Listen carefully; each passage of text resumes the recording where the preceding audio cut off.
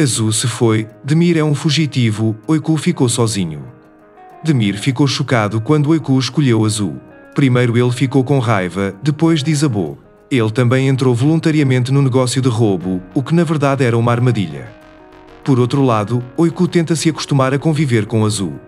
Ele não deixa ninguém saber que está chateado. Azul imediatamente começou a se cansar de lidar com a criança e foi atrás do dinheiro. Foram ao advogado com Semal. Ele deu procuração geral ao advogado a respeito do dinheiro referente à herança. No dia seguinte eles foram e o advogado não estava. Acontece que ele era uma fraude, toda a herança de Azul desapareceu. Azul, com raiva e depressão porque foi fraudada, bebeu e não se importou com a criança.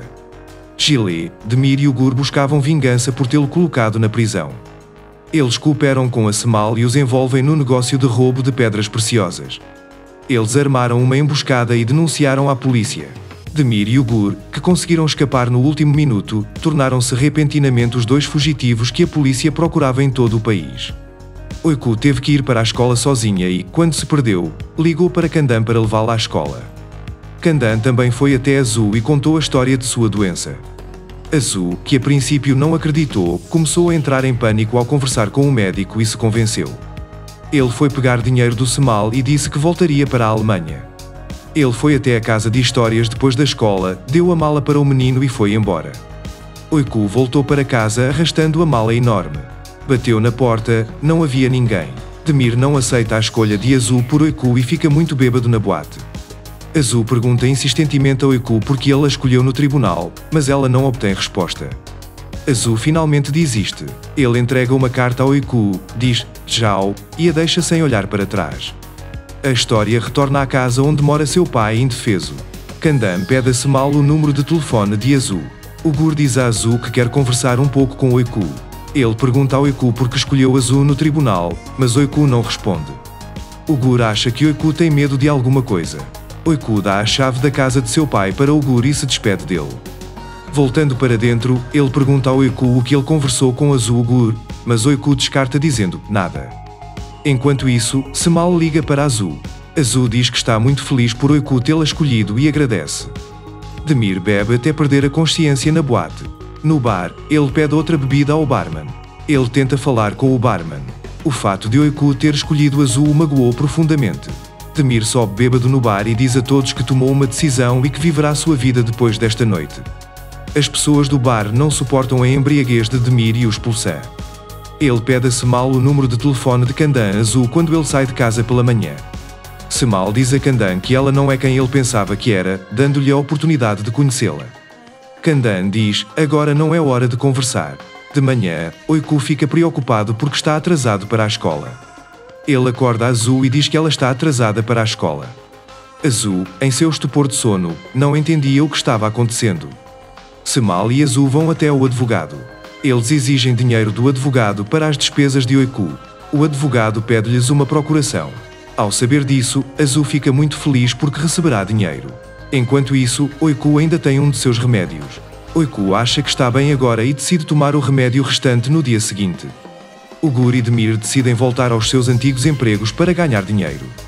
Eles aprendem os detalhes do novo trabalho que farão. Depois de deixar o advogado, Azul vai à escola buscar Oiku. Enquanto espera por ela, ele conhece a mãe de Elaida. Enquanto isso, Oiku chega. Azul dá a Oiku o presente que ela comprou e depois promete que os contratempos da manhã não acontecerão novamente. Enquanto voltam para casa, ele pergunta novamente a Oiku porque ela o escolheu no tribunal, mas Oiku não responde à pergunta novamente. A decisão de Oiku foi surpreendente. Demir, que já estava sob o estresse da corte, ficou ainda mais desgastado com a questão da paternidade. Demir fez o teste para ver se Oiku tinha um filho e se perguntou se eles poderiam usar esse resultado para o caso. Oiku soube que seu pai fez um teste de DNA para ela enquanto eles conversavam secretamente, e ela ficou muito chateada e tratou muito mal o pai. Quando recebeu o resultado do exame, Demir não abriu e olhou, rasgou. Oiku é meu filho, disse ele a Ugur. Mertkan veio para Oiku para estudar, Demir ficou com muito ciúme. Eles demitiram Demir.